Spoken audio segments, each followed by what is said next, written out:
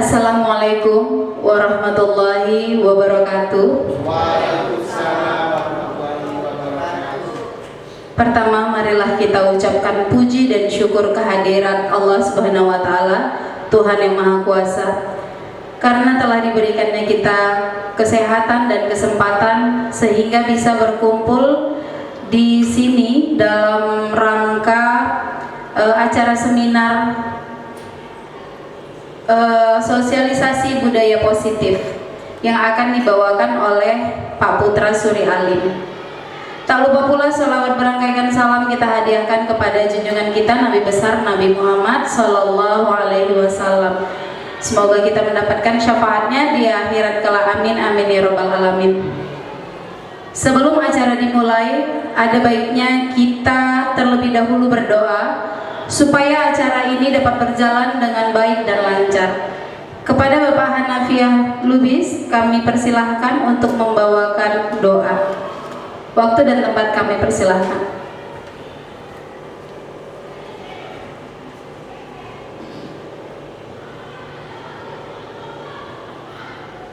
Assalamualaikum warahmatullahi wabarakatuh. Bapak Ibu hadirin yang terhormat, kali ini saya akan membaca doa dengan secara Islam. Berdoa dimulai. A'udzubillahi minasyaitonirrajim. Bismillahirrahmanirrahim. Alhamdulillahirabbil alamin wassalatu wassalamu ala asyrafil anbiya'i wal mursalin wa ala alihi wa ashabihi ajmain. Allahumma shalli wa sallim ala sayyidina Muhammadin wa ala alihi wa sahbihi ajmain. Ya Allah, ya Tuhan kami, pada hari ini kami berkumpul di ruangan yang berbahagia ini dalam rangka sosialisasi budaya positif yang akan dimentori oleh Bapak Putra Suri Alim sebagai salah satu calon guru penggerak angkatan 5 tahun 2022. Ya Allah, ya Tuhan kami, berikanlah rahmat-Mu, hidayah dan kelancaran kepada kami semua dalam mengikuti sosialisasi ini, dan limpahkan pula kepada kami pengetahuan yang sangat bermanfaat dari sosialisasi ini, agar kami dapat mengaplikasikan pengetahuan yang kami dapat pada hari ini di kehidupan kami sehari-hari. Ya Allah, ya Tuhan kami, akhirnya ya Allah, kabulkanlah permohonan doa kami hari ini ya Allah. Rabbana taqabbal minna innaka antas sami'ul alim wa tub 'alaina innaka antat tawwabur rahim. Rabbana atina fid dunya hasanah wa fil akhirati hasanah wa qina azabannar. Wa sallallahu wasallam alaihi subhana rabbika lizzati amma yasifun wa salamun alal mursalin walhamdulillahi rabbil alamin. Assalamualaikum warahmatullahi wabarakatuh.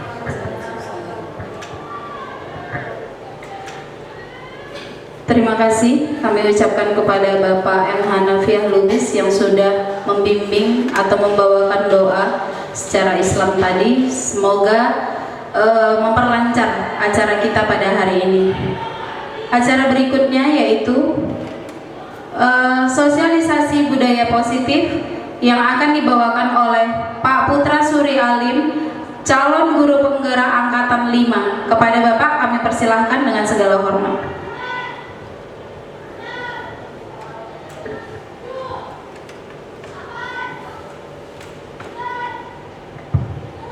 Assalamualaikum warahmatullahi wabarakatuh. Ya, selamat pagi. Selamat pagi. Selamat pagi. Selamat pagi. Ya, kurang semangat, sepertinya belum makan siang ini ya. Sekali lagi ya, selamat pagi. Pagi. Ya, terima kasih. Ya, yang saya hormati Bapak Kepala SMA Negeri 7 Medan, Bapak Dr. Andes Haji Masri Lubis MSI, dan yang saya hormati Bapak Ibu Guru, staf dan pegawai SMA Negeri 7 Medan yang saya banggakan. Nah, pada kesempatan kali ini saya akan mencoba untuk mensosialisasikan hasil yang saya peroleh selama mengikuti guru penggerak di angkatan 5, yaitu tentang budaya positif. Nah, sebelum saya memulai tentang sosialisasi budaya positif, ya alangkah baiknya kita ice breaking untuk merefreshkan agar kita lebih semangat. Ya, saya mohon kepada Bapak dan Ibu hadirin semuanya harap berdiri.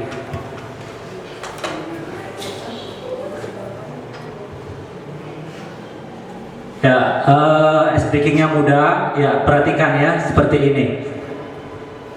Tepuk satu jari, ting, satu. Kemudian ambil dua jari, tepuk dua jari, ting, ting, dua kali. Kemudian tepuk tiga jari, tetap tiga, jangan ting, ting tiga kali. Kemudian tepuk empat jari, tetap juga seperti ini.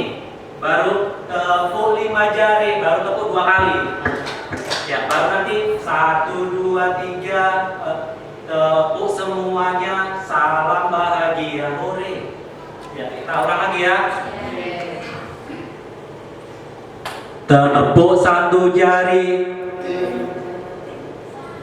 Ya, suaranya kurang semangat. Sekali lagi ya. Tepuk 1 jari.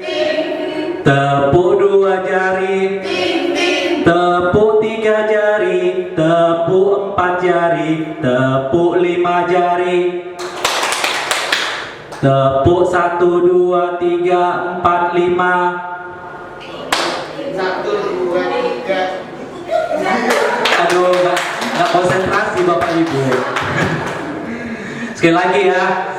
Tepuk 1 jari, ting. Tepuk 2 jari, ting, ting. Tepuk 3 jari, tepuk 4 jari, tepuk 5 jari. 1, 2, 3, 4, 5. Salam bahagia, hore. Ulang ya. Tepuk 1 jari, ting. Tepuk 2 jari, ting, ting. Tepuk 3 jari, tepuk 4 jari, tepuk 5 jari. 1, 2, 3, 4, 5. Salam bahagia, hore. Ya, tepuk tangan untuk kita semua.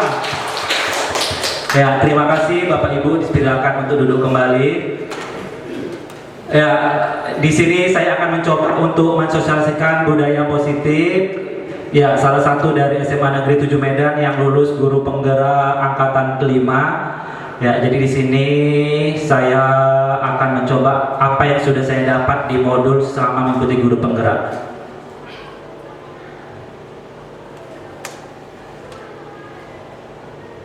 Ya, mengenai budaya positif. Kira-kira apa sih itu budaya positif? Budaya yang baik-baik, Pak. Iya, benar sekali ya Ibu ya, adalah budaya yang baik atau yang bagus yang dapat ditiru oleh anak-anak. Jadi apapun yang kita lakukan di sekolah, ya kita itu sebagai figuran bagi anak-anak. Yaitu seperti misalnya kita seperti contoh untuk peserta didik kita. Dari segi bicara, penampilan itu juga mencerminkan bagaimana budaya positif itu yang ada di sekolah. Nah, kemudian masih yang tadi. Ya, di situ ada perubahan paradigma belajar, kemudian disiplin positif, motivasi perilaku manusia, kebutuhan dasar, posisi kontrol restitusi, keyakinan kelas, dan segitiga restitusi.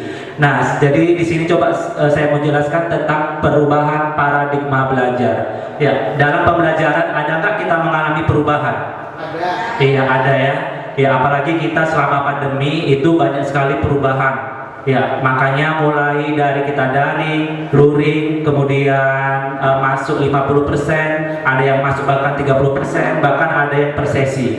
Ya, itulah paradigmanya. Nah, kemudian apa dampak dan negatif dan positifnya bagi peserta didik? Ya, mungkin banyak. Yang pertama, mereka itu kurang menguasai materi pembelajaran. Yang kedua, ya mungkin mereka itu tidak mengenal antara satu dengan yang lain, bahkan sama gurunya juga tidak kenal siapa namanya, dan guru mata pelajaran yang di kelas dia pun dia tidak mengenalinya. Itu salah satunya. Yang ketiga, mungkin dari segi fasilitas, ya mungkin dia akan mengeluarkan juga untuk biaya misalnya pembelian paket internet.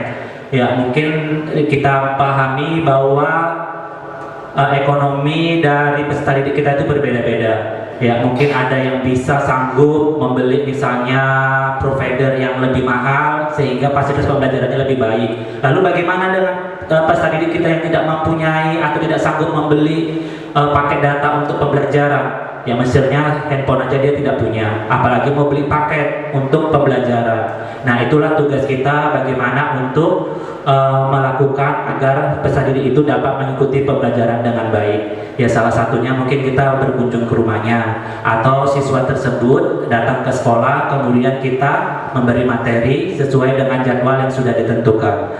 Nah, kemudian di situ ada namanya disiplin positif.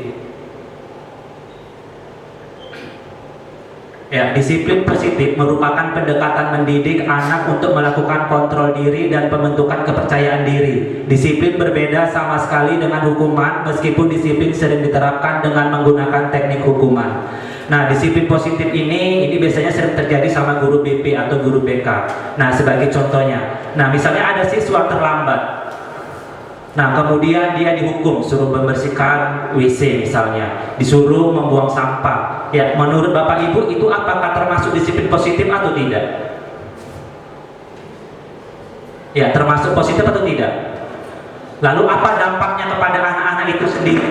Baik dari fisik, dari mental, dan dari sikapnya. Ya, termasuk disiplin positif atau tidak?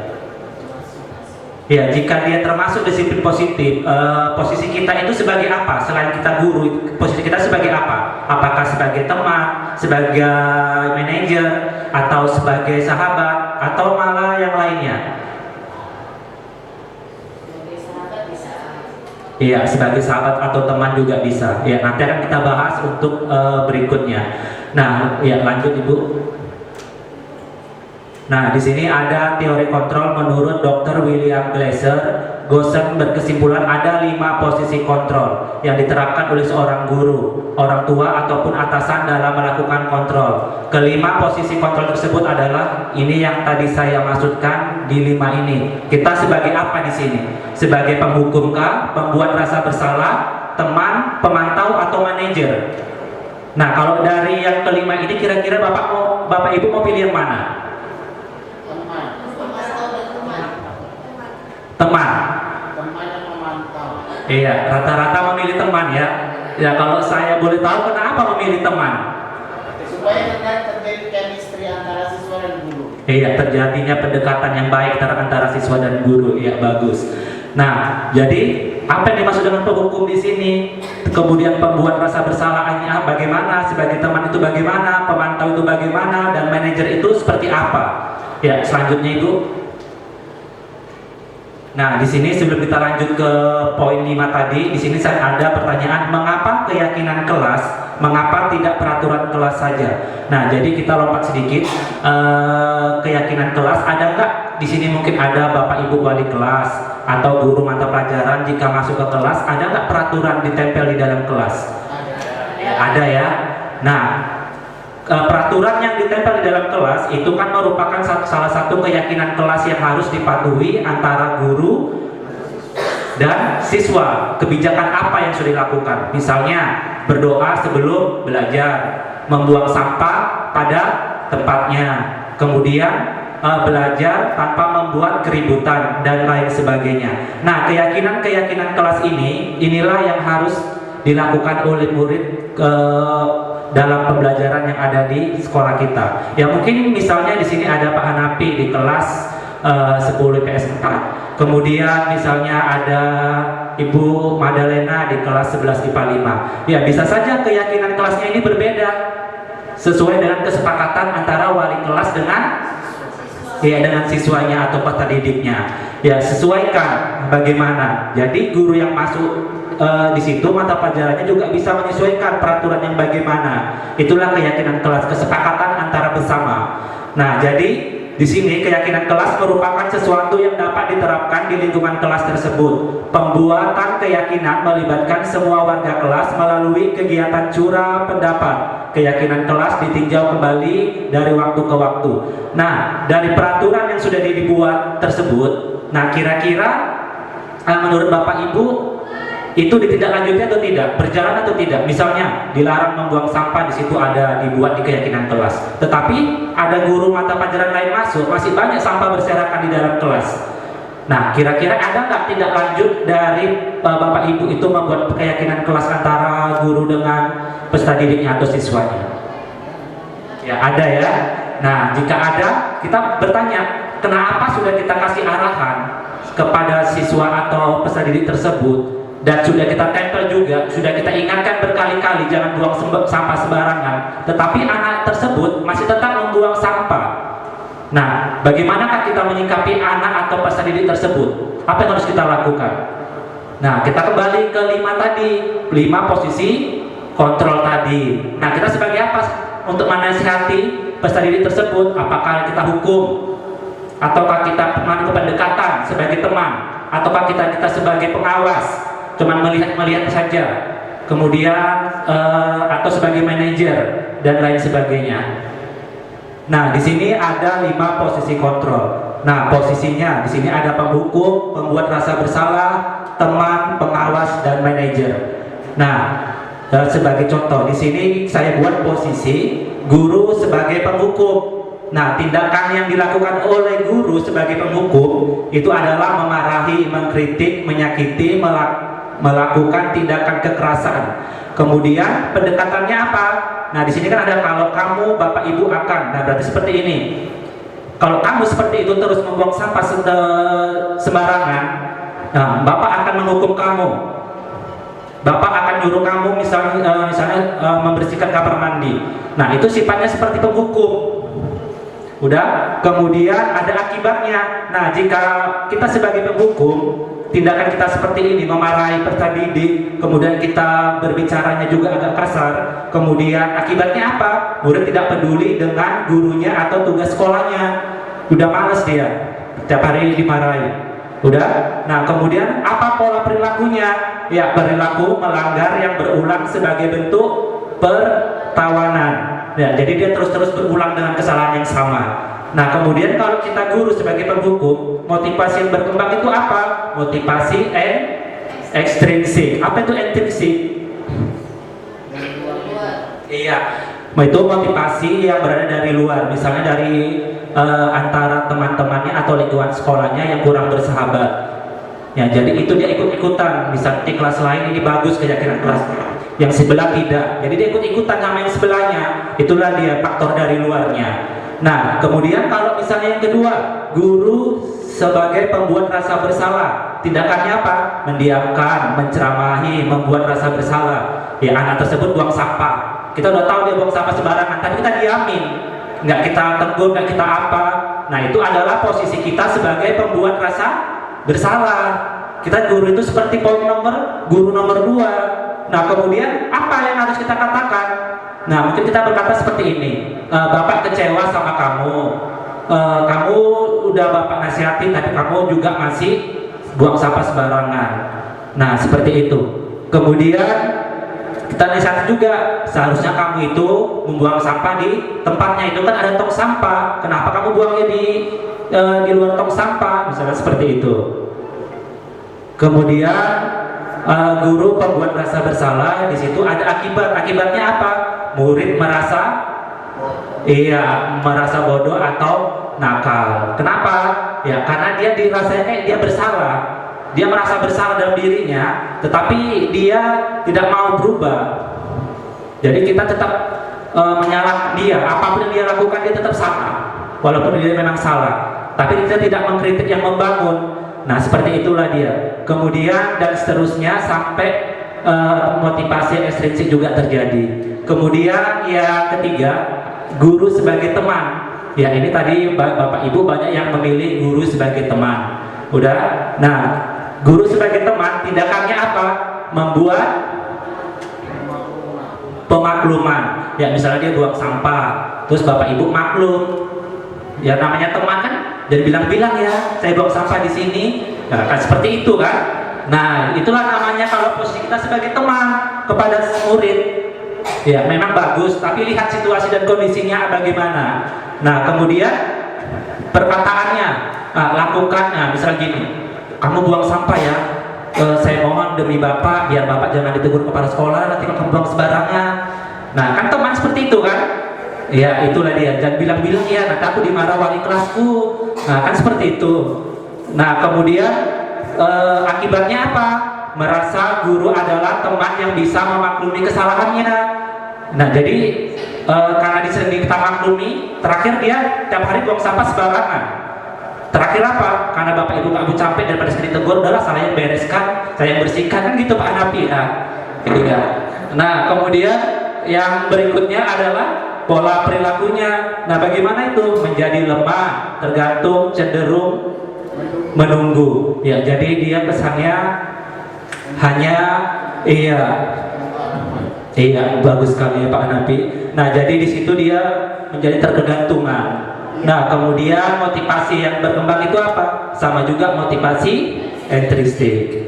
Nah kemudian kalau kita guru sebagai pengawas, nah tindakannya apa? Memantau dan mencatat. Ya misalnya ada siswa buang sampah tadi, kita hanya mencatatnya saja, tapi tidak menegurnya. Nah seperti itu bagaimana? Tahu-tahu nanti keluar raport, ini saya sikapnya D. Ya. Kalau kayak gitu bagaimana? Apa yang harus Bapak Ibu lakukan? Ya, itulah kalau Bapak Ibu hanya sebagai posisi kontrolnya sebagai pengawas. Kemudian apa perkataannya? Kamu sudah tahu aturannya kan? Kamu sudah tahu, itu udah Bapak tulis di situ peraturannya. Kita sudah rapat, kita sudah sepakat, kita sudah buat, tapi kamu juga tetap melanggar, buang sampah sembarangan. Nah, itu yang mungkin yang akan kita katakan kepada siswa itu. Nah, kemudian akibatnya apa? Murid mempertanyakan konsekuensi perbuatannya. Nggak apa-apa lah Pak, kan kita ada CS, ada yang bersih-bersih. Jadi apa tugas orang itu nanti kalau kita bersih-bersih? Enak larang tuh Pak duduk-duduk. Kan mungkin seperti itu dia kan. Nah itulah dia, apanya akibatnya. Jadi dia tidak peduli. Kemudian pola perilakunya bagaimana? Orientasi pada ganjaran dan hadiah. Ini bagaimana maksudnya? Nah maksud dari pola perilakunya gini, dia buang sampah itu dia merasa hebat, dia berani. Jadi ada tumbuh itu jiwanya kebanggaan, tapi yang salah sifatnya tidak membangun. Nah kemudian ada di sini motivasi yang berkembang, yaitu motivasi tetap sama intrinsik. Nah kemudian yang terakhir itu adalah posisi kontrol yang kelima, ada manajer. Nah manajer itu apa? Contoh tindakannya apa? Bertanya dan membuat kesepakatan. Nah misalnya seperti ini, dia buang sampah. Udah, terus kita tanya, kenapa kamu buang sampah? Iya Pak, soalnya kan sampahnya permen ya Pak, kecil, kan nggak terlalu nampak.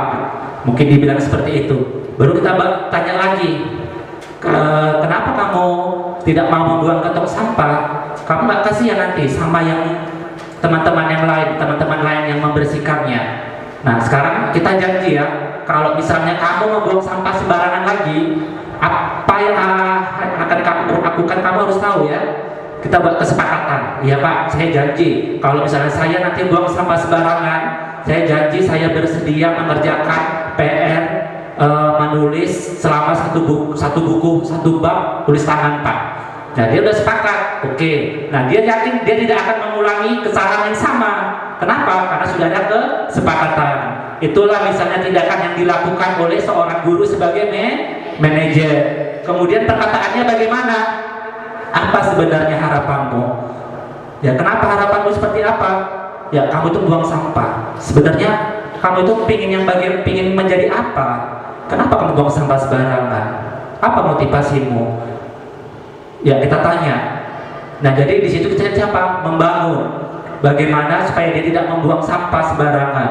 Nah kemudian akibatnya apa? Apa yang bisa saya lakukan untuk memperbaiki? Jadi dia itu ada alasan untuk memperbaiki dirinya.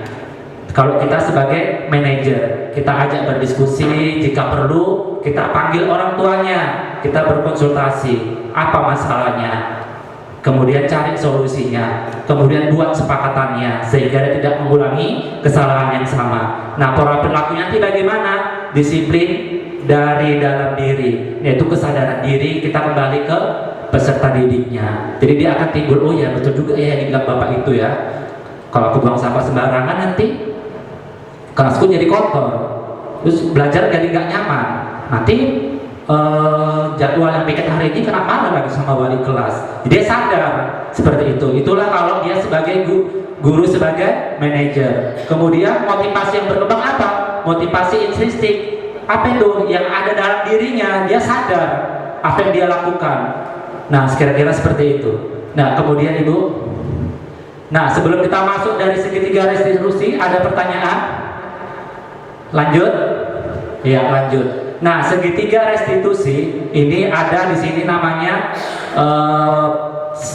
berbagai macam kegiatan yang dilakukan untuk melakukan siswa itu menjadi lebih baik dan tidak mengulangi kesalahan yang sama. Nah, sebagai contohnya bagaimana? Nah, di situ ada kita menasihati saat dia membuat kesalahan. Kemudian kita beri penguatan agar dia tidak mengulangi perbuatan tersebut. Ya, lanjut Ibu.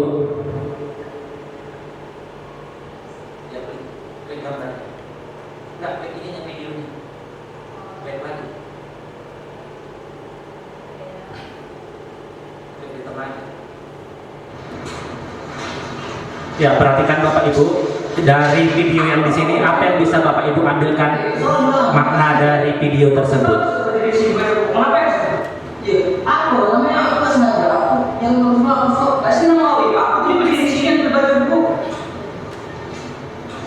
Ada apa ini? Nama ya? Nama mereka? Iya Pak, ini saya dibaca buku di sini oleh saya Pak.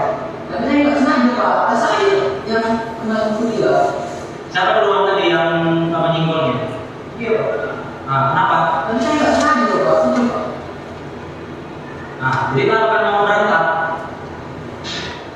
Saya nggak sengaja Pak, tadi saya buru-buru. Mungkin pas saya kena dia Pak, jadi dituduhnya saya nggak Pak. Tapi kan tadi Pak. Sudah. Bapak mau tahu siapa yang benar, siapa yang salah. Seharusnya kamu Aldi lebih hati-hati kalau berjalan, dan kamu juga jangan emosi. Kalau ada apa-apa itu jangan langsung marah. Kamu juga lain kali kalau apa lihat kiri kanan. Lihat sampai jatuh bukunya si Gana. Nah, kamu ambil itu. Iya Pak. Kamu juga Gana, ngapain kamu baca buku di tengah jalan? Kan banyak fungsi. Baik Pak, saya Pak, saya akan mengulangi. Ya, itu kan bagus. Nah, coba sekarang kalian bersalaman dan saling meminta maaf.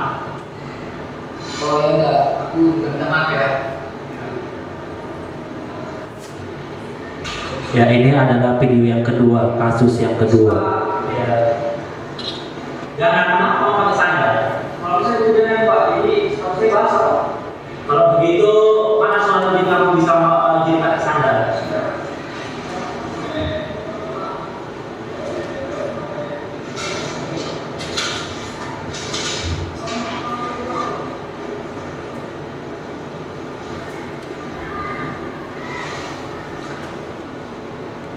Ya, Bapak bisa ngerti keadaan ini. Besok-besok kalau pulang hujan, sebaiknya sepatu ini itu masukkan di tas, jangan langsung dipakai. Jadi sepatu nggak basah, kecuali kamu punya sepatu yang lain, jadi bisa diganti. Baik Pak, terima kasih sepertinya Pak. Nah, sekarang saya mau tanya, dari video yang kasus pertama tadi, apa yang Bapak bisa Ibu ambil dari makna dari video yang ada yang di pertama? Ya, 5 posisi kontrolnya di situ, gurunya sebagai apa? Dan bagaimana sikap muridnya di situ? Dia melakukan kesalahan, kemudian dia ada minta maaf atau tidak. Nah, itu bagaimana? Iya, berarti Bapak Ibu sudah paham ya. Tadi pertama Bapak Ibu pilih apa? Sebagai teman. Sekarang Ibu Bapak pilih sebagai manajer. Jadi kita selain pendidik, kita juga harus bisa seperti jadi manajer. Kita mau merubah pendidikan pola anak berpikir, baik dari sikap, ke tingkah laku, baik dia non akademik ataupun akademiknya. Jadi semua kita multi talenta untuk peserta didik kita. Jadi bukan hanya tugas kita mengajar, siap ngajar pulang, mau masuk nggak masuk, mau ngerjain tugas dulu kita biarkan, jangan.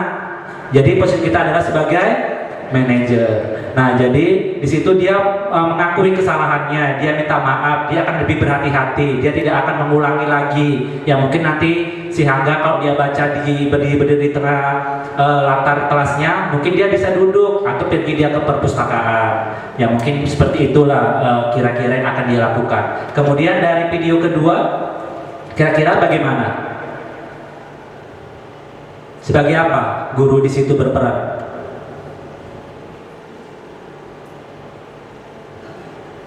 Ya, sebagai apa? Pengawas. Ada yang lain? Ya, jadi kalau dia pengawas kan mungkin hanya hanya mencatat tapi tidak ada nasihat yang diberikan. Berarti sebagai manajer juga. Kenapa? Karena dia memberi menegur, kemudian memberi nasihat, kemudian memberi masukan supaya sepatu kamu itu jangan basah. Kalau hujan kamu masukkan sepatunya, jadi nggak basah kena air, atau nunggu hujan berhenti. Nah, kemudian iya Pak, betul juga ya. Dan nanti kalau hujan nanti aku bawa apa aja, atau nunggu reda, atau sepatunya aku masukkan di dalam tas. Nah, jadi kita memberi penguatan kepada anak itu akan kesadarannya. Nah, jadi yang dilakukan oleh anak-anak itu juga nanti akan bertindak lanjut untuk yang kedepannya.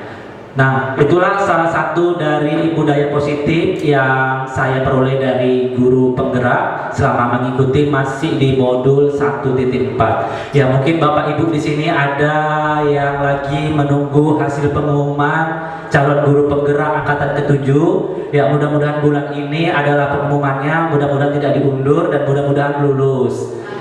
Ya, dan kemudian untuk Bapak Ibu guru yang belum mengikuti, yang kemarin gagal, tetap semangat, masih ada angkatan 8, 9, 10 dan seterusnya.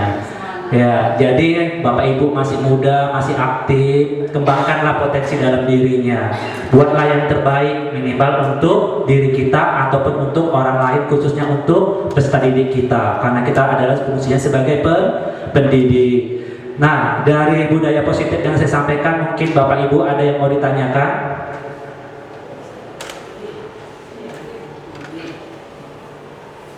Ya.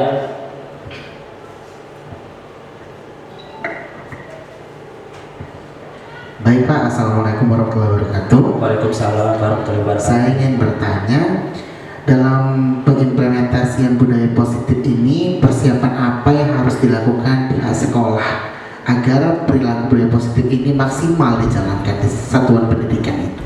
Begitu Pak, terima kasih. Assalamualaikum warahmatullahi wabarakatuh. Ya, waalaikumsalam warahmatullahi wabarakatuh. Ya, terima kasih untuk Bapak Hanafi Lubis atas pertanyaannya. Ya, bagaimana sih cara mengimplementasikan budaya positif di sekolah kita agar berjalan dengan baik?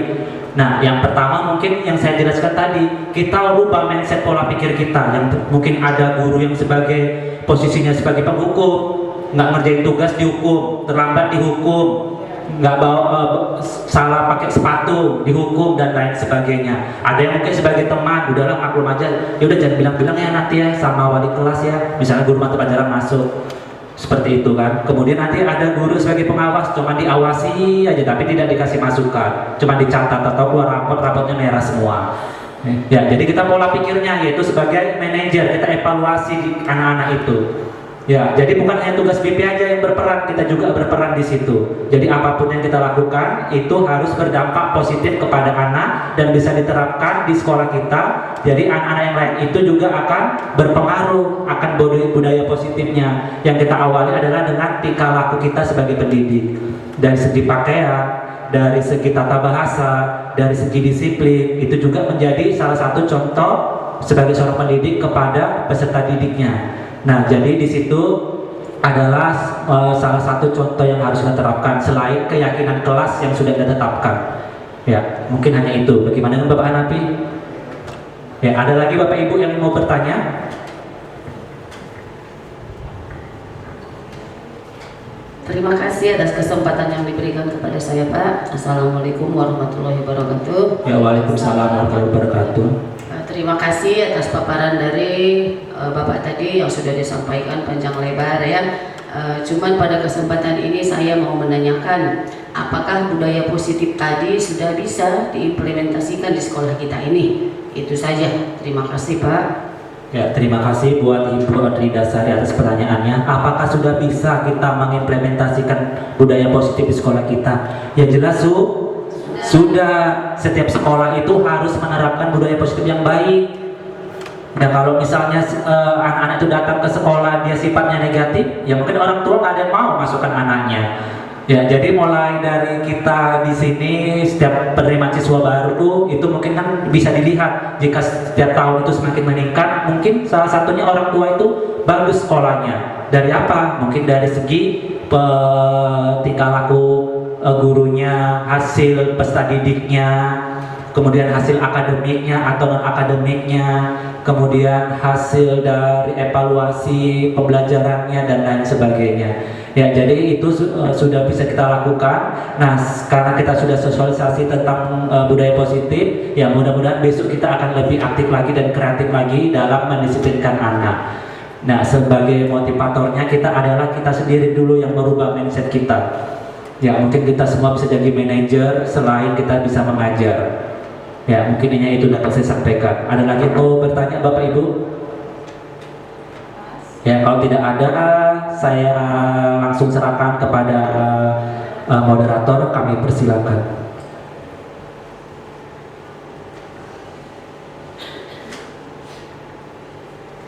Terima kasih kami ucapkan kepada Pak Putra Suri Alim yang sudah banyak memberikan ilmu pengetahuan ya Bapak Ibu ya kepada kita, yang awalnya kita mungkin selama ini hanya sebagai penghukum mungkin atau sebagai pengawas ya Bapak Ibu, atau mau chemistry-nya tadi biar muncul ya kan Pak, jadi teman. Ternyata kita salah, harusnya kita menjadi manajer ya.